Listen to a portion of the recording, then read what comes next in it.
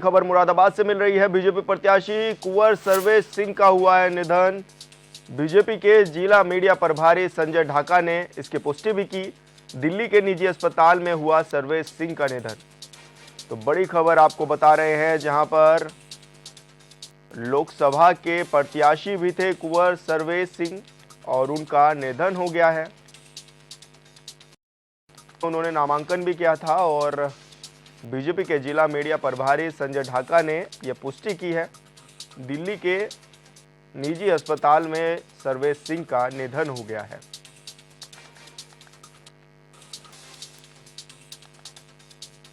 तो बड़ी खबर आपको बता रहे हैं, जहां पर सर्वेश सिंह का निधन हो गया। हाल फिलहाल में नामांकन उन्होंने किया है और बीजेपी के प्रत्याशी के तौर पर वो मैदान में थे। दिल्ली के निजी अस्पताल में उन्होंने दम तोड़ दिया। मुरादाबाद से बड़ी खबर बता रहे हैं, जहां पर बीजेपी प्रत्याशी की मृत्यु हो गई है और बीजेपी के मीडिया प्रभारी ने इसकी पुष्टि भी की है। लंबे समय से बीमार चल रहे थे सर्वेश सिंह और दिल्ली के निजी अस्पताल में उनका इलाज भी चल रहा था। और सब हमारे साथ जुड़ गए हैं शहनवाज, क्या कुछ पूरा मामला है? किस तरह से कहें कि तबीयत भी खराब थी और लंबे समय से इलाज भी चल रहा था और अब सर्वेश सिंह हमारे बीच में नहीं रहे?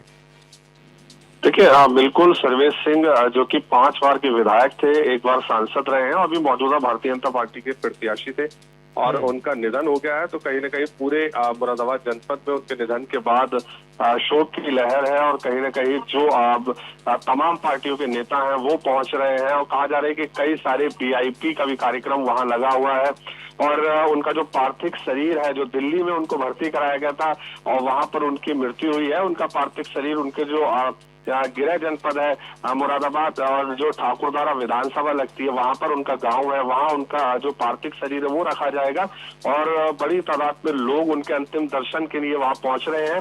और कहा जा रहा है कि जो ठाकुर कुंवर थे, ये 5 बार ठाकुरद्वारा विधानसभा से विधायक रहे, 1 बार सांसद रहे, अभी मौजूदा प्रत्याशी थे और बहुत ही मजबूती के साथ जो है उनके कार्यकर्ताओं ने जो है चुनाव लड़ा, क्योंकि वो चुनाव के दौरान बीमार थे और लंबी बीमारी से वो जूझ रहे थे। लेकिन वो चुनाव में कई बार उनसे बात करने की कोशिश की गई तो उन्होंने बात भी की और वो कहीं न कहीं पूरी तरह से अस्वस्थ थे अपनी जीत को लेकर।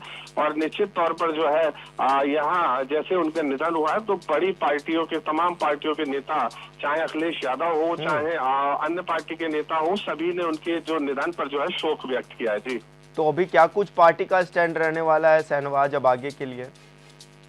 देखिए, बिल्कुल जिस तरीके से मुरादाबाद में पहले चरण में चुनाव था और कहीं न कहीं जो चुनाव है यहाँ पर वो पूरी तरह से शांतिपूर्ण तरीके से संपन्न हुआ है। चुनाव की जो प्रक्रिया थी वो पूरी हो गई है।